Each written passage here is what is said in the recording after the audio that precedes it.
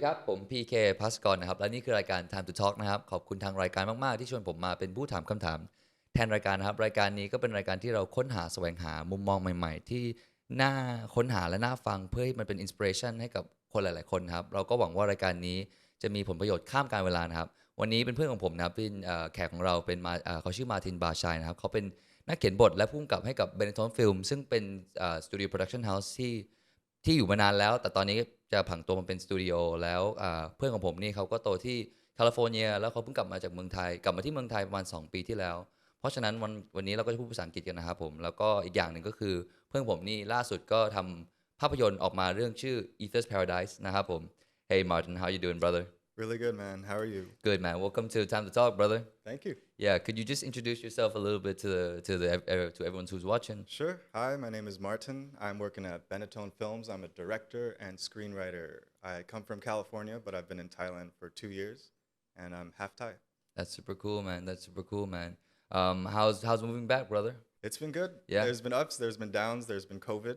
COVID yeah you said 2 years ago so you moved back during COVID eh I moved back right before COVID hit. So Right before COVID Thailand hit. was open. They had 1 case a day. That so I was- thought it would be paradise. That was pretty nice Thought huh? I would make my movie, Ether's Paradise. Right And just before production started, the lockdown started. oh Yeah. So must be pretty bad huh Yeah, so we got kind of screwed there, and my idea of Thailand being open got kind of ruined. But yeah, I've been out here ever since. Yeah, that's nice. That's cool, man. Well, I mean, I'm glad to have you back here, or Thailand is glad to have you back in Thailand. You know what I mean? Yeah. I mean, you're creative and you're half Thai, and I mean, I just watched your movie a couple months ago. It's pretty dope, man. It's really, really dope. Yeah, you're at the screening. Yeah, it was really cool, man. It was really cool. Could you tell me more about why'd you choose the movie industry, brother? I mean, I know you do art and you're like a creative too. We had this conversation earlier about like all the different things, you know, and we've talked about you wanting to be an artist as well, a performance artist. Oh yeah, the performance art. Yeah. Yeah, I like art in general. I like expressing, and I knew I wanted to do that from a young age. But I never really found the path to it until I found filmmaking. Right. When I was younger, I wanted to be a ton of different things. I wanted to be a drummer at one point. That's cool, man. Then my ears started hurting. I actually wanted to play in the NBA at one point. And then I never grew tall. Yeah. I wish I was taller too, brother. But I think film came when I was living in Thailand actually as a kid. Okay. So I actually spent 6 years here as a kid Right. in Bangkok. And I found film as this sort of escape from the environment I was in. I found it as sort of a comfort zone where I could go, where a teenager could go. It was free, you know, or you buy a DVD from the store and you can watch it at home. And it was this beautiful escape that I could enter in that I didn't have anywhere else. Even the cinema for me was this almost religious experience. That was sort of my church. I would go there and for the first time have complete solitude with an emotion, with the character on screen, with a story that wasn't a part of my life yet, that became a part of my life through the watching of it. It's like you become that character. It's like you live that story, eh? Yeah, like every story that you are immersed in becomes a part of your own story. It's like the memories you form while watching a movie become your own memories. And then these memories become collective with the whole audience that shares it with you. For sure. So it's like strangers in one room, in a dark room, can sit together and all of a sudden have a shared experience together that's deeper and more meaningful than things they have in their normal life. Right. So that was fascinating to me. That's cool, man. Yeah, it's like sorry, I don't mean to cut you, but like yeah, sometimes I watch like at home, you know, I watch a movie with my dad, you know, and sometimes it's a way of connecting. It's because we have that shared experience. Yeah, it's funny because sometimes you can sit with someone you don't really know how to communicate with, a parent, a friend, a sibling, a girlfriend, whatever. And the movie speaks more about your situation than you guys can speak about yourselves. Yeah. Like the intricacies of the situations happening on screen are more deep and more insightful to your current situation than you're able to express. So it's like this megaphone for the internal. So yeah, that's kind of why I got into it. I wanted to say things that I couldn't say to people in person. I wanted to make stories that people could watch and connect with deeper than the situations in their current lives, however like depressing or difficult their lives were, they could come to a film and for a moment be a part of something better than where they were at. Preach, brother, preach, man. Yeah, so Preach, man. that was my idea of getting into movies. I wanted to like do the service for the world, I guess. Right. And how did you get into like finding out that screenwriting and directing? Because yeah, I mean, like there's so many parts to a movie industry, you know. Like how'd you get into? How'd you decide that? Did screenwriting chose you? Is what I'm trying to say. Screenwriting came after. I wanted to direct from a young age. I wanted to direct, and I had no idea how difficult it is to direct because everyone wants to direct. The director is the vision. He provides the artistic vision, and he's the one communicating what he has internally to the audience. But to get to that point, you have to go through many, many steps. You have to climb the ladder. You have to work as a production assistant first. You have to work as a second AD first. You have to work as art team or sound guy or whatever it is to get the experience required to lead a production. So I didn't get that at first when I was 14 going to film summer schools. Right. And so I was living in LA for a while, about 5 years after film school. I went to NYU and then moved to LA That's directly. cool, man. That's cool. And I was like, why is my directing career not kicking off? And so I sought advice from people who have already made it. And they said, if you want to direct, write first. Because writing requires no money. You can sit in a room with a laptop, write on Microsoft Word a script. Directing takes money, takes time, takes people's... you have to hire people to direct, you know. You have to get funding, you have to get a budget, you have to get investors. But if you want to write a screenplay, if you have something to say, if you have a voice, you can sit in a room for 3 months and spit it out. And if it's good, then people start recognizing it. And they start passing the script around, and then your name starts getting out there. And then all of a sudden, someone wants to make that script, and you have funding, and that came from nothing. It came from you in a room with your ideas. That's mad dope, man. That's mad dope. Yeah, so screenwriting came after. Screenwriting came in my early 20s, I would say. Okay. So you sort of like made that like, I want to be a director, and then you realize like, oh, it takes a lot of money. So you started into screenwriting, right? Yeah, exactly. Yeah. Well, tell me more about it, because you just tell me about the experience of getting to your first movie, man. Ether's Paradise was mad dope, dude. I've wanted to make a movie in Thailand forever. I knew my first film had to be in Thailand because half of my family's Thai. I lived here as a kid for 6 years. Your home, your territory, it's a lot of your stories too, eh? Yeah. So culturally, part of me is Thai. And growing up here for 6 years, when I was 9 to 15 years old, it was a huge part of my life. That's like, you're developing your ideas, you're developing who you are, your personality. And so I was like, all right, I have to come back here and make a movie. And so I knew Benetton Films for a while. And I had approached Benetton Films with this idea to make a low-budget film in Thailand. I was like, when can we make it? They said, whenever you're ready. And so I was ready to do it. And this previous project I had with them, it fell through. And so I was like, okay, now I don't have a script, but I just want to make a movie in Thailand. And then COVID hit. And then I had this idea, okay, the whole country's going to be locked down. There's going to be no tourists on the beaches.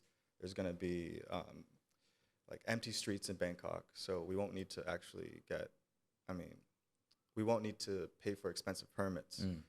So I came back to Thailand during COVID with just this idea to make a movie. I didn't know what about. Benetton said, it's a good idea. Can you write something for us in 2 months? And I said, okay, I'll try. Holy crap, you did all that in 2 months. I wrote the script in 2 months, yeah. So it was COVID, so everyone's already isolated. Right? Everyone's already in their own apartments. There was no distractions per se. Exactly, yeah. So literally in a room with my own thoughts for 2 months. And so I spit out the script, and they liked it, and they said, it's worth doing, let's try it. It can be your first movie. That's cool. Yeah, so we spent 3-4 months in pre-production. So that was a big process. It was during COVID, and we had American actors. And we had one guy from South Africa. And to fly them in during that time was extremely difficult. You had to come here on a special kind of visa. You had to quarantine for 2 weeks. All these permits and whatnot, eh? Yeah. All these different kinds of permits. So we waited it out, the lockdown. Right. After lockdown, they flew in, they quarantined for 2 weeks. The first day our actor got out of quarantine, Sydney, the girl who plays Sydney, her name's Erica Everett. Nice girl. The first thing we did, she comes from Bangkok out of quarantine, flies down to Krabi, gets out of the van, puts her stuff in the hotel, straight to set, and the first thing we shot, she has to be on a long-tail boat in the middle of the ocean, and she jumps in the ocean. And this was her introduction to Thailand. And it was wild for her. She had never been in Thailand. She had never jumped into an ocean off a long-tail boat. So it was like culture shock, and first time on set, and boom, jumped in, and the movie started. That's cool, man. It's a good way to start a movie, and must be quite an experience, eh? Yeah, it was an experience for everyone. When was your first time directing, was it? My first time directing a feature film. How was it? It was amazing. It was tragic. It was uplifting. It changed my life. It changed who I was. Right? So many moods. Yeah. When Benetton was like, all right, let's do this, man. How'd you feel, man? Amazing, ecstatic. It was one of the best moments of my life when a big company says, we want to make your movie. It's amazing. It's a feeling you can't buy. You can't manufacture that feeling. I understand. It's quite a beautiful feeling in it. Yeah, I think and the reason is because I spent so many years hustling and making shorts and always updating them with my current career status, whatever it was. If I won some screenwriting award, I would tell them. If I had a short film coming out, I would send it to them. And so it's like many years of pestering them in a way that's like artful. You don't want to annoy people, but you also don't want them to forget about you. Right. And so I'd been doing that since I was in film school. And so flash forward, I think it was 7-8 years later, they agreed to make my first film. Crazy, man. So one part of it is probably the business end of it. The other part is you in your own apartment for 2 months. It's I mean, I'm not saying that every artist works this way. I'm saying is that everybody has different ways of making. So I want to talk a little bit more about creative processes, man. Like, what's the most difficult thing about making a movie? It seems really difficult for me. I went to film school and I thought, man, this is really hard. When I tried to write my first movie, bro, like my first short film, I was like, I hit a wall. I hit so many walls. Wait, you have a short film? No. I need to see this. No, it's part of my it was part of my education. It was like a super small, like 5-minute film, like silent. It was like a montage. So I'll show it to you later after this. I'll show it to you later. I gotta see this. Yeah, tell me about your creative processes, man. I mean, it differs to everyone, man. Like, yeah. Yeah, every artist comes to create their work in a different way. I'd say in every craft, they have a very unique process to how they are able to extract what's internal and bring it externally. Everything from dancing, from ballet, to painting, to music, to filmmaking. You have to be very much in touch with yourself. You have to be very much vulnerable and sensitive. And you have to have these quiet moments alone where you can just think and have no distractions and really reflect on life.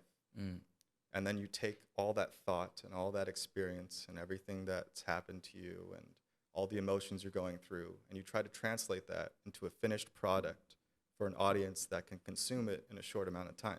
That's essentially what every film is, what every dance piece is, what every concert or album is. So to get to that place, it's tricky because it's somewhat unnatural. We're not trained when we're young to be able to do that. We're trained to be workers. We're trained to work a 9 to 5 and get a salary. Labor or whatever you may call it.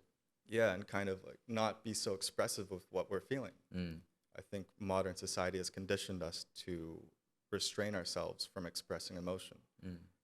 And so a big part of my process, or getting to where I am now, where I can write a script in 2 or 3 months consistently, a new idea every time in different genres, it was a process of reversing the effects of the conditioning that we go through as kids.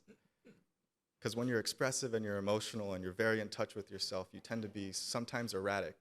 And so you get these artists, you get these like stories like Justin Bieber or Miley Cyrus, they go nuts and they have to come back a bit. They have to pull back a bit. Or like Joaquin Phoenix, These guys that are so deeply in touch with like everything that they feel too much and they express too much.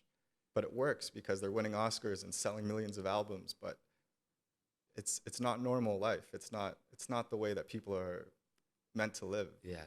It doesn't go in would you say it wouldn't go in synchronization with other people? Would you say that or? No, you're completely against the grain. You're completely out there. If you're an artist trying to break into an industry, everyone looks at you like you're insane. They say you're never going to make it. What are you doing? Get a real job. Right. I hear that way too much. Stop asking me for money. Yeah. Yeah, I hear that way too much, bro. Oh, man. But then we need these people, though. We need artists. We need writers. We need creative types. Otherwise, society falls apart. Definitely, man. It's the thing that unites us, as you said earlier. Eh? Yeah, they said during COVID, the main religion of the world was Netflix. Bro, that's true, man. You should have seen my mom, bro. She spent all day in the Netflix every day, like watching like movies after series after series. Exactly. It saved everyone during Yeah, COVID. What would we definitely. have done? We would all have gone nuts. We would have gone a little bit nuts, I swear. And painting, people were painting a lot as Yeah, well. yeah, painting. Yeah, people were painting a lot. I saw on social media, anyways. So how do you stay inspired, man? Because like you write a lot of movies, like pretty often, man. Or at least Okay, well, you my tell me. process, my process to stay inspired is to, Is there one, or is it like every day is like a little bit different? it's complex, I would say. And I've taken many avenues and I've tried everything possible to like try to funnel my creativity and inspiration.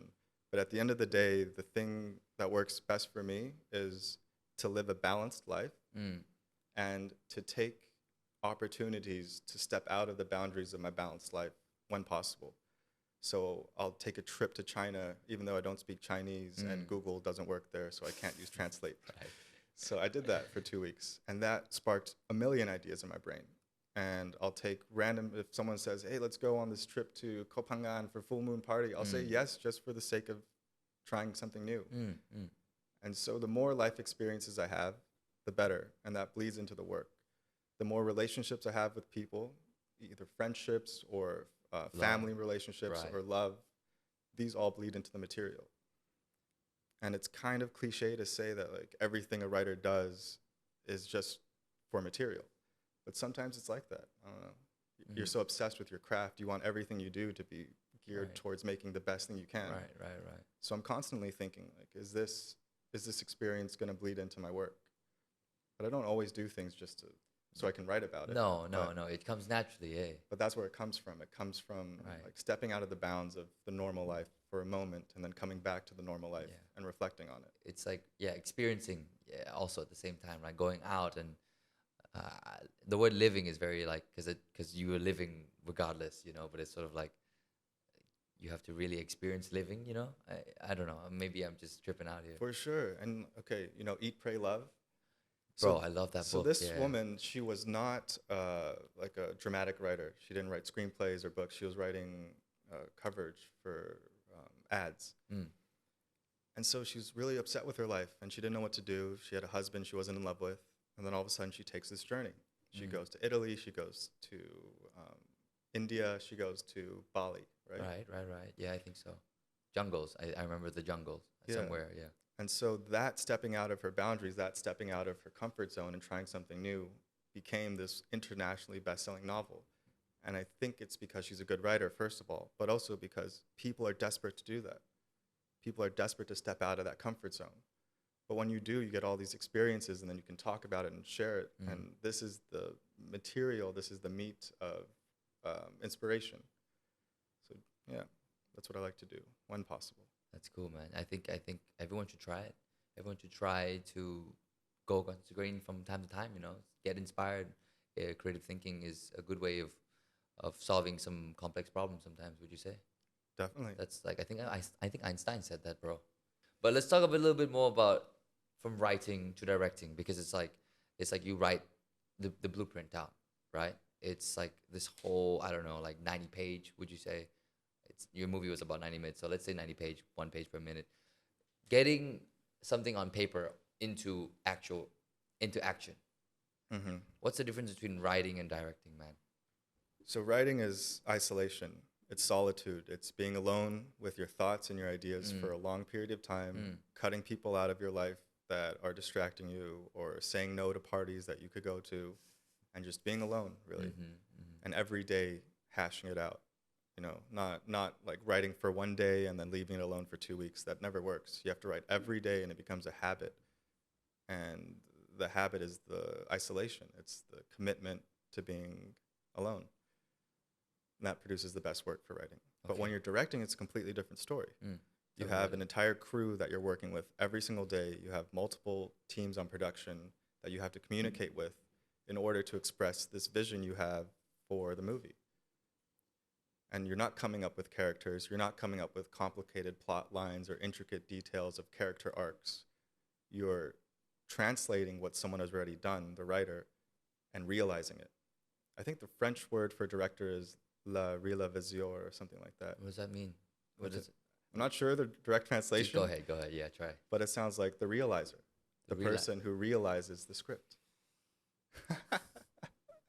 That's crazy, man. The French know, yeah, they make good films. Yeah, for sure. French what's that? What was that movement called again? The French New Wave. Yeah, man, I love that. Truffaut, Godard. Yo, I love that time frame, man. It was cool, man. Yeah, they reinvented cinema. Yeah.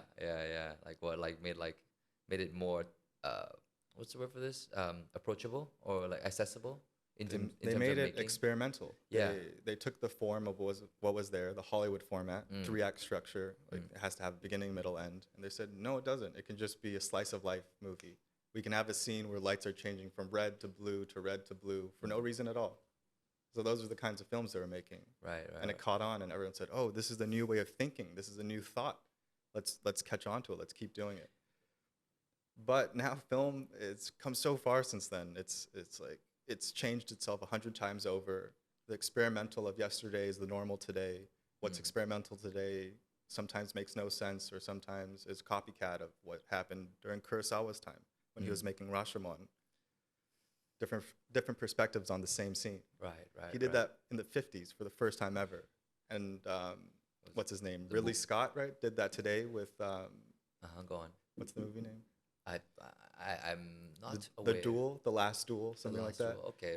He did that today, and people thought, oh, it's novel, it's inventive. But Akira Kurosawa was doing that in Japan 70 years ago. Right. It's actually a remix, if you think about it, in a way, right?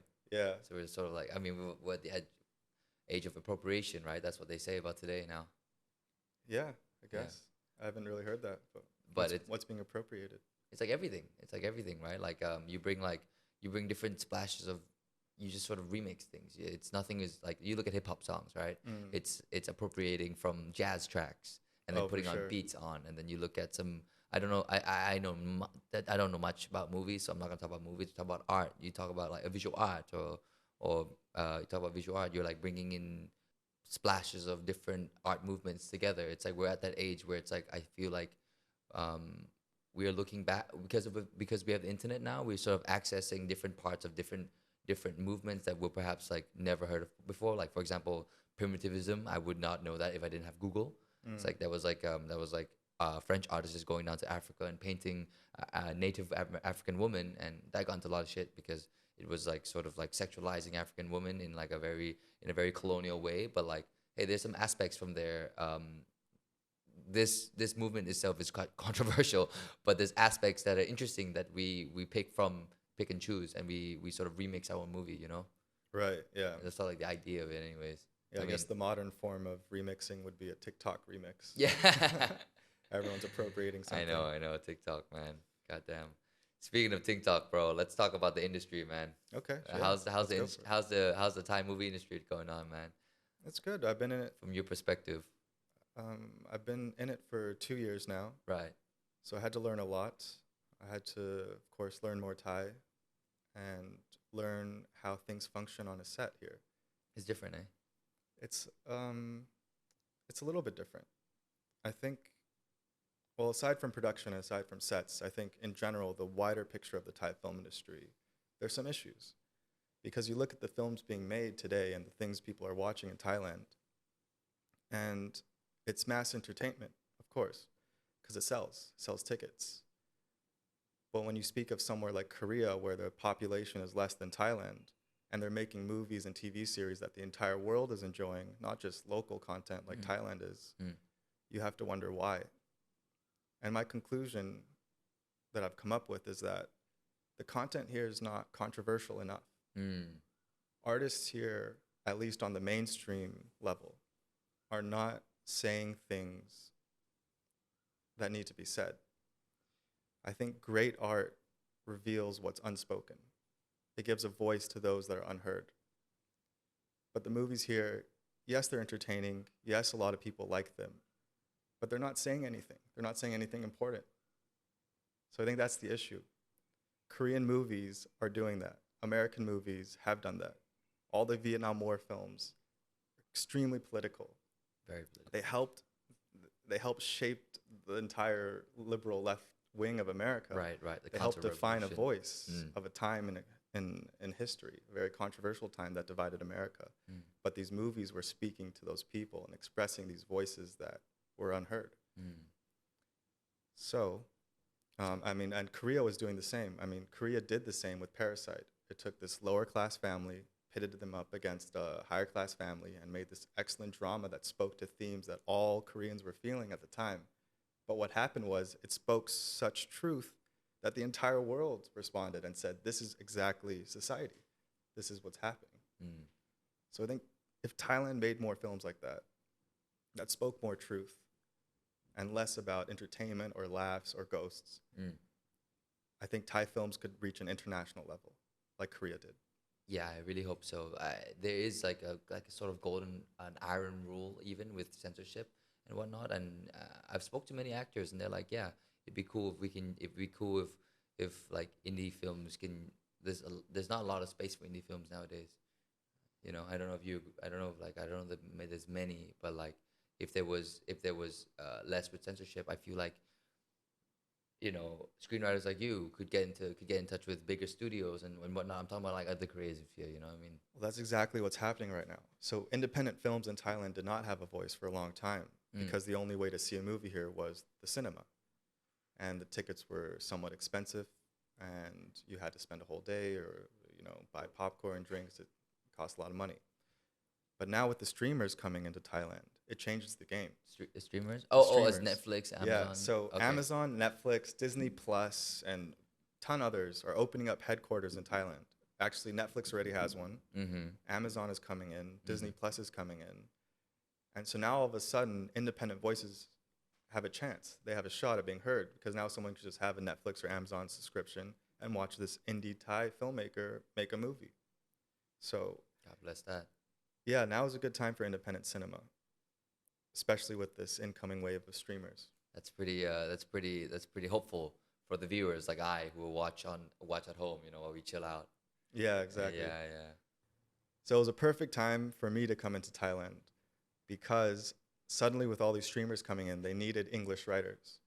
Not to write films in English, but to write the versions of the scripts that would be sent to the headquarters to be greenlit. And so suddenly when I came to Thailand, COVID hit, and I thought, okay, film, my career here is dead. Yeah, like, oh shit. But then these streamers started coming in, and they needed English writers. All the companies needed English writers, including Benetton. I actually worked for a short time for Major. That's cool, man. For M Pictures. And that was also my job there, too. Very good studio, yeah. Being an English writer in a Thai film industry. It's a good time. I feel like the movie industry is developing as well, no? Like with Netflix coming in, like there's a lot of cool films coming out and like cool documentaries as well, no? A lot of cool documentaries. I just watched one called Pepsi, Where's My Jet? Okay. Have you seen this? No. Can you tell me about it? It's amazing. It's this guy in the 90s. He tried to get these reward points from Pepsi. He bought a ton of Pepsi, and he had all these points, and he wanted a jet plane because that's what they offered on TV. But Pepsi said, no, that was a joke. We're not actually going to give you a fighter jet. But he really wanted his fighter jet. So he got into a legal battle with Pepsi, and it became national news. And he became overnight famous because he wanted the jet. Did he get the jet? You got to watch it. You got to watch the doc. Okay. It's only 4 episodes. Oh, okay. I'll check it out. I think I know what to do tonight, bro. Yeah, it's really well made. Oh, that's sick, man. That's sick. Well, it looks like the industry is pretty hopeful nowadays, I suppose, at least for Thai people. I mean, at least for the Thai industry. And, censorship is laxing out and independent films are getting a nice chance. And independent writers are getting a nice chance with these bigger studios, too. You got any messages for, like, any aspiring creatives out there, man? I'll give a word of advice that I got when I was living in LA. I was starting out. I was in my early 20s. And I had a job interview for Grey's Anatomy to be on the post-production team as a post-production PA. Right. So I get to this interview, and at the end of it, the interviewer asks me if I have any questions about anything at all, about the industry, about what it is working in Hollywood. And so I said, yeah. What do you see in directors who make it compared to the directors that don't make it? And she said, directors who make it need to do it. They don't want to do it. It's not a hobby. It's not even a passion. It's something they need to do, or else they feel like they can't live. She said, if you don't have that level of commitment, you're not going to make it. So that's kind of what I have to say to aspiring people. If you don't have that drive where it's like, if you're not creating, you can't live. If you're not making your art, you can't live. Then don't do it professionally, because there's easier ways to make a living. Where you'll be happier, where you'll have income, or you won't be a starving artist for 10 years. I know that too well, man. The starving artist, bro. Okay, go on. Yeah, if you're willing to have that level of commitment, then do it. Then do it wholeheartedly, do it seriously, and ignore all the people giving you bullshit, because there's going to be a lot. There's going to be a lot more people saying you can't make it than there are people saying you can. Keep listening to that inner voice that's pushing you. I'd say keep fighting, eh? Ang Lee said during an interview, some kid asked him from the audience, he says, Ang Lee, I'm an aspiring filmmaker. Do you have any words of advice for me? And Ang Lee says, don't be a filmmaker. And that was it. But why'd she say that, man? Because it's true. It's like, what are you going to tell a whole generation of people that want to do something where there's so little space for it? You say, don't do it. You say, give up. And the people that are willing to ignore that advice are the people who might have a shot. I see. That's kind of crazy. That's actually a crazy statement, man. Like, I'm reminded of like when my parents tell me you can't do it, and then you do it anyways. You know, obviously, sorry, mom. Like we have dreams. You know, we got dreams, but like it's very inspiring, man. It's very, very inspiring for. I mean, you don't have to be the perfect child or the perfect whatever. Like, what I'm trying to say is like sometimes you gotta go against the grain, and going against the grain, even to the people you think is like the dopest, the hottest. You could get there, because Ang Lee said don't do it. But if you're saying that, hey, like I won't listen to you, I'm gonna do it anyways, I need to do it, then if that's what it is to aspire, then so be it, no? True. Yeah. That's sick, man. Yo, it's out of time for today. I know you got stuff to go to, so got a plug-in or you got any plugins or anything else to say, man? I have a new Instagram, Barshai _ It's my last name, Barshai. All right, we'll put it on the bottom. Cool. Yeah. My first name, Martin Barshai. You can find my website, martinbarshai.com. See some of my work, my shorts, and some of my screenplays. All right. And when can we expect to see something, man? Very soon. So I have a few projects in development now. Okay. There's one detective thriller I'm writing for Thailand. Okay. So this will be a Thai movie, but it's I'm going to write it in English. I've already started it, actually. And Benetton is looking to develop it. So right now we're meeting, having talks about it, seeing where we can pitch it, Amazon, Netflix. That's cool, man. That's cool. I have one Philip Glass biopic that I've written. This guy's a great American composer. He changed music for good. And I've written the screenplay about his life, and that's in development in New York right now. Exciting. And Go on, finish up. And I have one last project. It's a Vietnam War movie.